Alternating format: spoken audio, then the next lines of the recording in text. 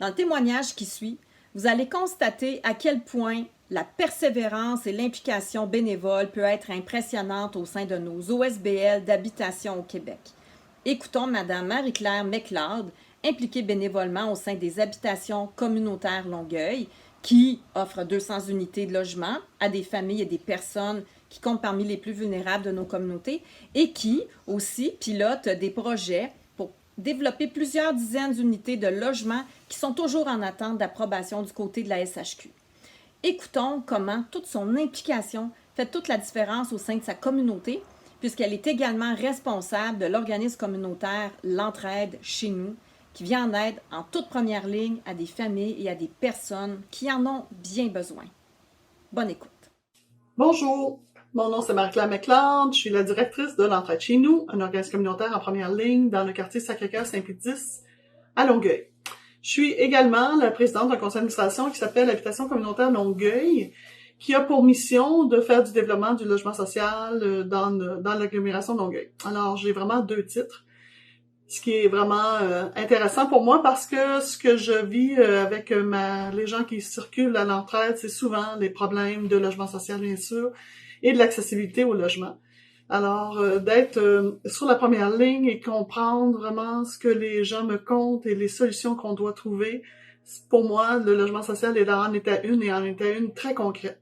J'ai toujours dit aux gens avec qui je travaille que pour moi, le but est vraiment d'offrir des clés à des gens pour des appartements sécuritaires, pour des appartements propres, pour des appartements où il va faire bon vivre, où surtout il va pouvoir créer un sentiment de racine et bien sûr un sentiment d'appartenance dans le quartier.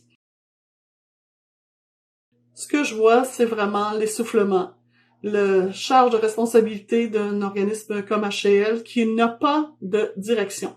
On n'a pas de financement pour la direction d'habitation communautaire de Longueuil depuis sa fondation. Ce qui est pour moi vraiment très, très dangereux. Je pense pas que c'est une bonne idée que c'est un conseil d'administration qui mène continuellement un dossier si grand et d'une si grande importance pour le développement du logement social dans l'agglo. Je pense qu'il faut trouver du financement, ça fait des années que je le dis, soit pour une coordination, soit pour une direction. Le dossier que je travaille très fort, c'est le dépôt de demande à la Société d'habitation du Québec.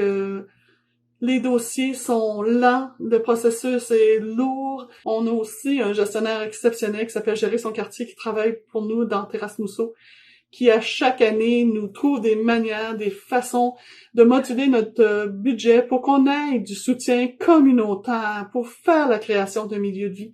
On pourra jamais donner un sentiment d'appartenance aux gens, aux locataires, tant et longtemps qu'ils n'ont pas l'impression qu'ils sont chez eux.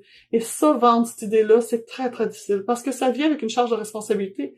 Parce que quand t'es chez vous, tu dois y faire attention. Tu dois faire attention que tes voisins fassent attention. Ça aussi, c'est une lourde responsabilité pour les locataires. Alors, comme je vous dis, c'est tout un défi, le logement social, mais c'est vraiment une des choses que je crois le plus. Il faut trouver une façon de soutenir les gens en logement social.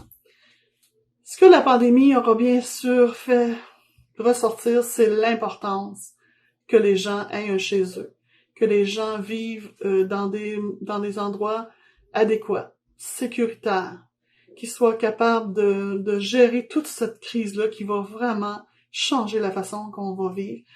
On travaille sur des dossiers avec Habitation Paul Pratt pour des volets 2 pour les personnes âgées. Je travaille actuellement sur un volet 3 pour toute une question d'un projet en itinérance santé mentale. Alors voilà, on voit vraiment l'importance que si les gens avaient des bons chez eux, ils vivraient probablement, ils seraient plus heureux. Et lorsque les gens vont pouvoir avoir un endroit sécure, ils vont pouvoir développer leur plein potentiel.